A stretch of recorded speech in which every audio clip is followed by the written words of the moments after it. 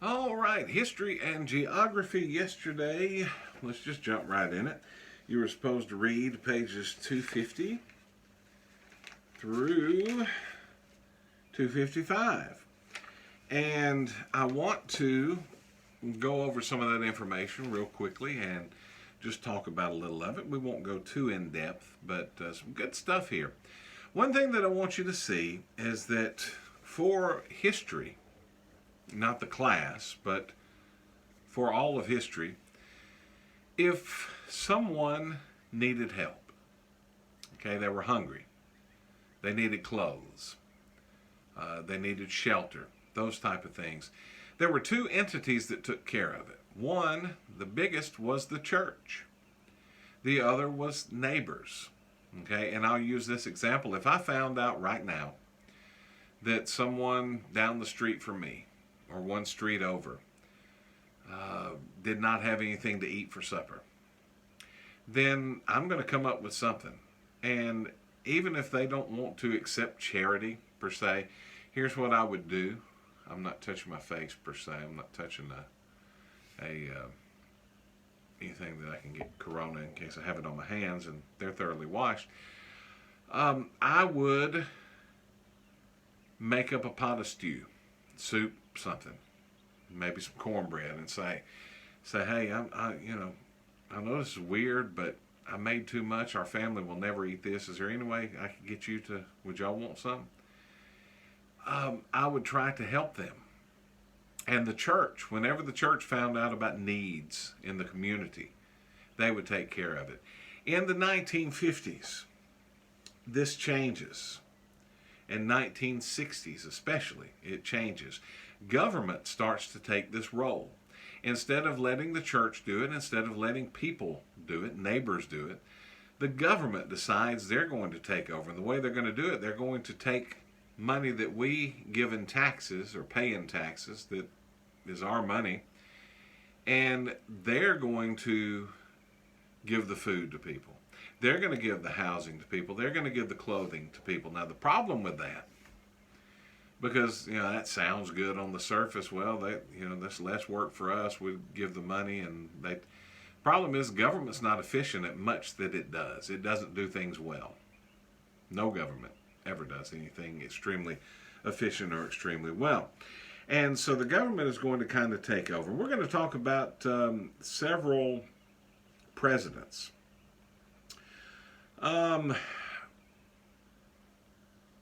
Eisenhower, let's start with him. Dwight David Eisenhower. He was a general during World War II. His nickname was Ike. And Eisenhower did several things. He built up America's prosperity. He formed NATO, and it was the North Atlantic Treaty Organization. He strengthened it, at least. He didn't form it. And it was an alliance of Western European nations, Canada, and the United States against communism. Because communism after World War II, as we talked about, they tried to spread. They would take over these small nations that they had won back during World War II. And so NATO was to stop communism from spreading. And it basically said if you attack this country, then we'll attack you. If you try to spread communism here, we won't stand for it. The biggest thing, well, two big things that he did. Anybody ever rode on I-59? Anyone ever rode? Why can't I say road? Video makes me nervous, by the way. I haven't told y'all that, but having a video camera in my face makes me extremely nervous. The road system, interstate system, I-59, I-65, I-20, different interstates. And one of the reasons Eisenhower built it was where we could move military personnel, tanks, jeeps, trucks, from one place to another. In fact, there are places on the interstate system that have to be straight, they have to be wide, they have to have trees cut back where you could land military aircraft on them. But he built the interstate system. That was big. The St. Lawrence Seaway, your book mentions that. Hopefully you read about that. And also the space age. He entered us in the space age. 1958, formed NASA. The National Aeronautics and Space Administration. They would soon launch our first satellite, and then they would eventually put astronauts in orbit. First American to fly in space, Alan B. Shepard Jr. John Glenn became the first one to orbit the Earth. Neil Armstrong eventually would become the first man to walk on the moon. So because of Eisenhower and his leadership, we started the space race, space age, and it was a space race because the Soviets were putting satellites in space, and we did not want to be outdone by them, and we wanted to do it better, and we did. John F. Kennedy. Your book talks about him being a liberal, and he was in all sense of the word except for some of the economic things. Kennedy did lower taxes, which helped the economy. That was one of the big things. He would be considered today a moderate. But a lot of his liberal policies would, these social things where you would help feed people, you would take care of everyday needs of people. So your book defines liberal and conservative, and of course conservative is the way to fly. I mean, it just simply is. Conservatism goes along with the Constitution.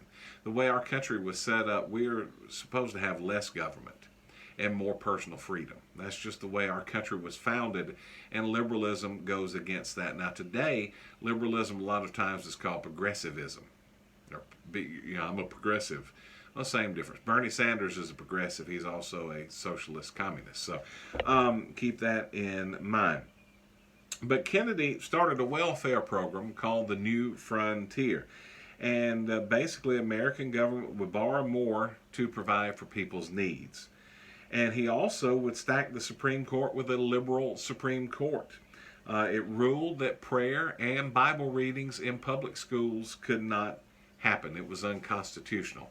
How terrible is that? And America has gone downhill ever since. Also, it would lead to, because of the Kennedy appointments, later on Roe versus Wade, it legalized abortion, which is the killing of unborn babies.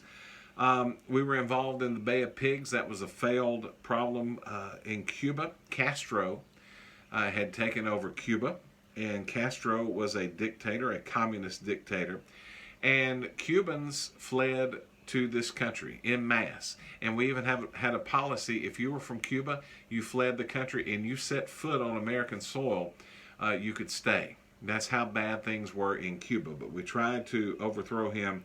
It did not work. The Cuban Missile Crisis. The Soviet Union tried to put nuclear missiles in Cuba because Cuba was communist, Soviet Union's communist.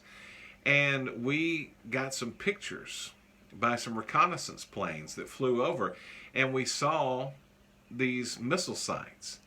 And we basically were on the brink of nuclear war in this country. We were very close, and thank God, literally thank God, we did not go to nuclear war, because Cuba is 90 miles off the coast of Florida.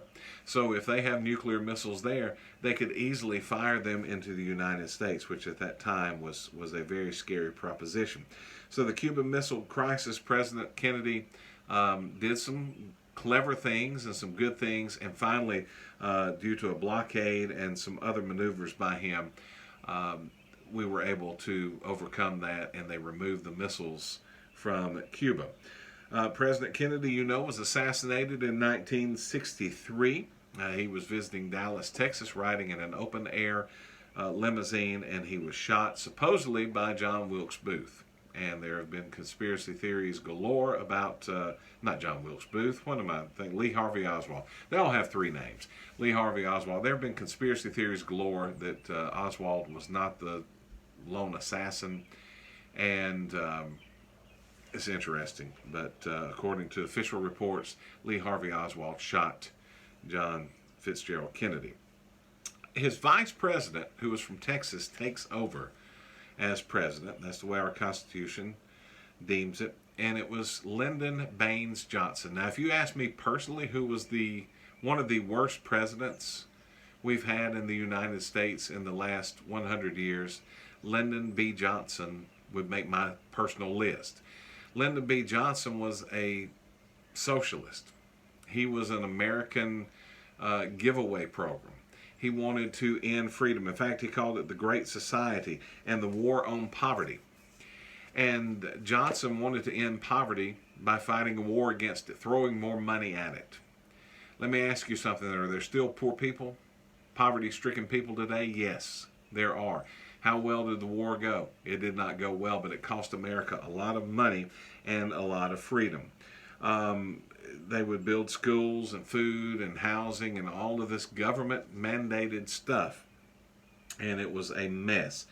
Also, Vietnam, you read about that. He urged Congress to allow American forces to invade communist North Vietnam and launch an attack. So basically, because of Lyndon Johnson, we got bogged down in Vietnam, and we could have done it the right way, but we didn't. 500,000 Americans were sent to South Vietnam.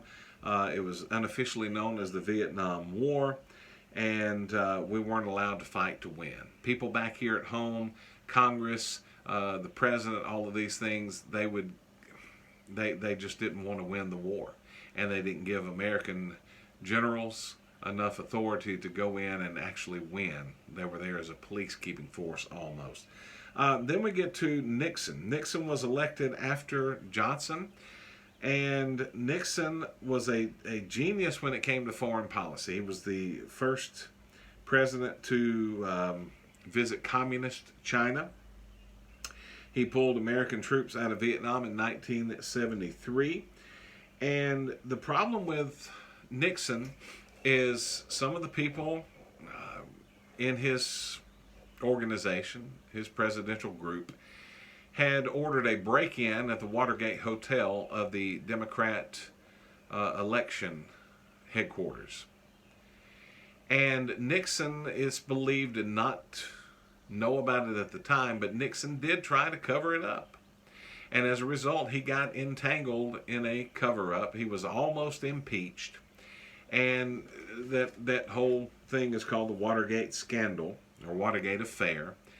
And Nixon was going to be impeached, and he knew that the votes were against him, and so he resigned. He's the only president in American history that has resigned from office. And his vice president was Gerald Ford. Gerald Ford had been appointed as vice president. He had been in the Senate. He was from Michigan, a big football player for University of Michigan. He was appointed as vice president. Okay, then he became president because the president had resigned. He's the only president in U.S. history not to have been elected to that office in any way, form, or fashion. Ford basically tried to keep us going. The economy suffered a little bit under Ford. The communists took over all of Vietnam after Ford got in. They did not like Ford, and the reason they did not like Ford is just a few days, I believe it was 30 days or 60 days after Ford had taken office, he pardoned Nixon, gave Nixon a pardon. In other words, even if he committed a crime, he can't be held responsible for it, and so people did not like that. But communism grew under Ford throughout the world. Then a guy named Jimmy Carter. Jimmy Carter is from Plains, Georgia. Mentioned that yesterday. He was a governor of Georgia at one time. He gave up the Panama Canal. We had control of that. We paid for it to be built, and he surrendered it to Panama in 1999. There were all kinds of problems under Carter. Interest rates rose, which meant if you wanted to buy a house, it was going to cost you a lot more. Inflation grew. It cost you more for a gallon of milk by far than it did before Carter took over. Jobs decreased. It was a mess, economic mess and a foreign mess. Jimmy Carter would be right up there at the top of my list of worst presidents ever. Good guy, supposedly, good Christian man. I don't know him, but that's what everyone says. He still teaches Sunday school to this day at his church in Plains, Georgia. But as far as a president, terrible president. And one thing that happened is, your book mentions, when the anti-communist Shah of Iran was overthrown in 1979, the Shah was the leader of Iran. A guy by the name of Ayatollah Khomeini took over. and they took the American embassy hostage and took 55 Americans hostage. Carter did nothing to get them out. He may have tried a couple of little things here and there, but they kept them hostages for many, many weeks, and it was just a terrible time for America. We were angry. The only thing he did, he got Egypt, Anwar Sadat, the leader of Egypt, and Menachem Begin, the prime minister of Israel. He got them to sit down, and they signed the Camp David Accords, which was a peace treaty between Egypt and Israel, and that has worked fairly well. It's the first time in 2,000 years that Jews and Arabs had officially talked together peacefully. So Carter, needless to say, because of his ineptness as president, served one term, and then Ronald Reagan is going to be elected. Here's what I want you to do. I want you to do the section quiz at the end of the information you read yesterday, and that will be posted in your instructions. Do the section quiz. This video has gone too long, and I apologize. Turn it in. Have a great day. Love y'all. Miss y'all.